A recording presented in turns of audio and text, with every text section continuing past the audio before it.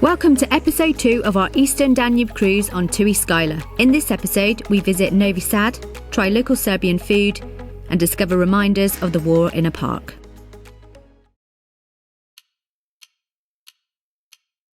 On our journey towards Novi Sad, I peeked out of our balcony at about 5 a.m. and was surprised to see a beautiful sunrise. The water was so still and created an amazing reflection on the water.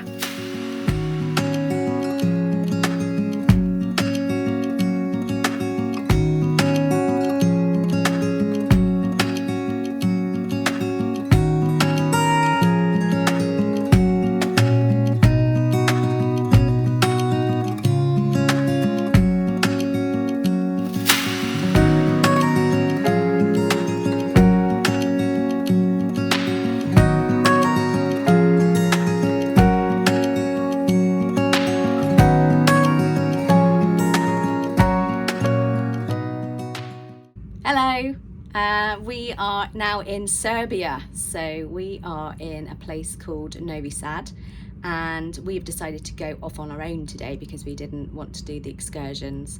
We thought it'd be quite nice just to do our own thing, so we are going to go to a fortress, which is literally just over the river there. Yeah, so we're going to walk across the bridge. We're going to go to the fortress. Apparently there's a funny clock because the arms are the wrong way round, so we'll show you and we'll... Yeah, the second hand's the minute hand. Yeah. The minute hand's the second hand. Yeah. Apparently for the fishermen. Apparently, yeah. And then we're going to go into the city centre because there's a nice square, and also I think there's some nice little streets where there's bars and cafes and stuff. So we're off to explore Novi Sad. Yeah, and there's lots of military boats up and down this river, constant, fully loaded as well by the looks of it. It says, I'm looking out now, you can't see it, but Laura will have some pictures on. Yeah.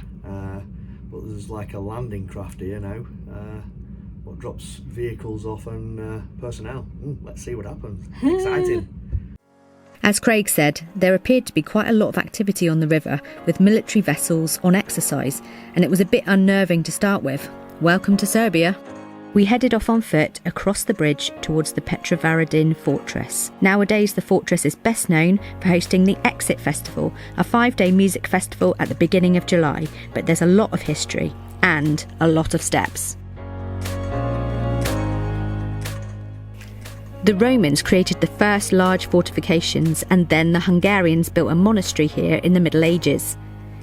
The Petrovaradin Fortress that stands today was built in 1780 by the Austrians and earned the name Gibraltar on the Danube because it was built on the rock. The fortress has 16 kilometres of tunnels, but it was the views of Novi Sad that we were most looking forward to when we finally reached the top. This was a good time of day to go because it was still quiet and the sun wasn't yet at its highest. Around the railings you can see hundreds of love locks that people have left, and a view of the bridge we just crossed and our river ship Tui Skyla.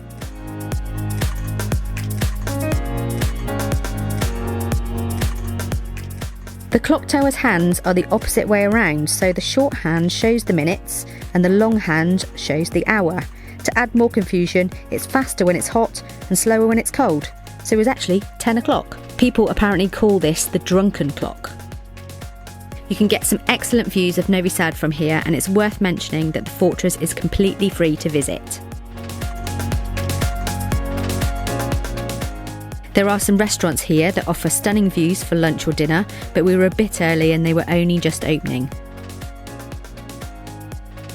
Novi Sad is the second largest city in Serbia and a popular stop for river cruises. We headed back down and followed the road that crossed the bridge into the city centre to Freedom Square. This is a flat 15-minute walk and takes you past Danube Park.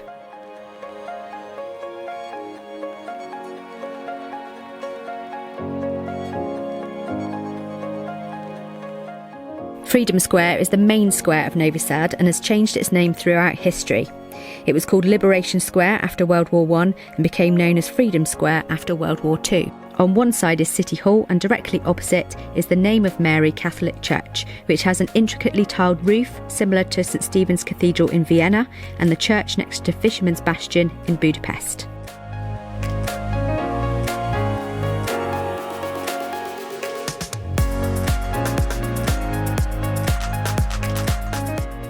Next to Freedom Square is a pedestrian street called Zmaj Zjovina, which has lots of cafes on either side, and this is where we stopped for a drink. We took a walk through this street on the hunt for somewhere to stop for lunch, but after much searching we ended up back where we started. Peter, one of the waiters on Tui Skyla, had recommended we try Cevapi, which is grilled meat served with Kajmak, a creamy soft cheese. We also ordered Ajvar, which is made from aubergine and red pepper. Making our way back towards the ship, we took a detour through Danube Park and then crossed the road to find an unusual play park. The Sherman tank and guns are behind the History Museum and are part of a small park. It seems quite strange to find them here, but it's something that can apparently be seen in other Eastern European countries. The Sherman tank was used in the film Kelly's Heroes.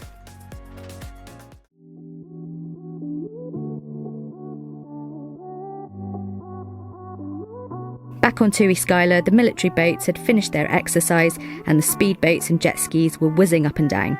I decided to head up to the top deck and joined in a game of Schulbuck, which is kind of like shuffleboard, but you score points depending on which slot you push the pucks through. I came a respectable second.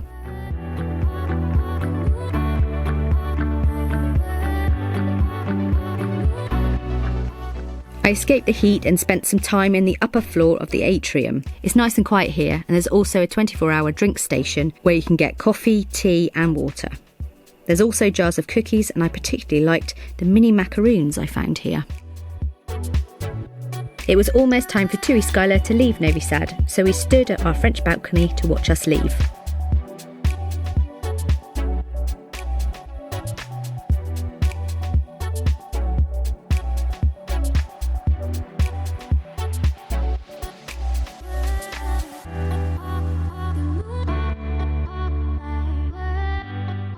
What we didn't realise at this point was that we'd actually left one poor passenger behind who'd been taking photos on the dock. We sailed for 15 minutes until he managed to call his wife on the ship, who then alerted the crew. There had been some kind of confusion and it was thought that he was already on board. Thankfully, we hadn't travelled too far, so the captain made a quick U-turn and picked him up. This is a top tip. Always make a note of when the ship is leaving port so you don't get left behind. They may not always come back for you.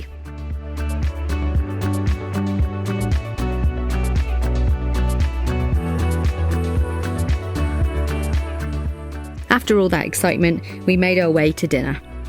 I thoroughly enjoyed the tuna tataki with wasabi mayonnaise and Greek-style vegetable kebabs with feta, whilst Craig had a seafood pasta.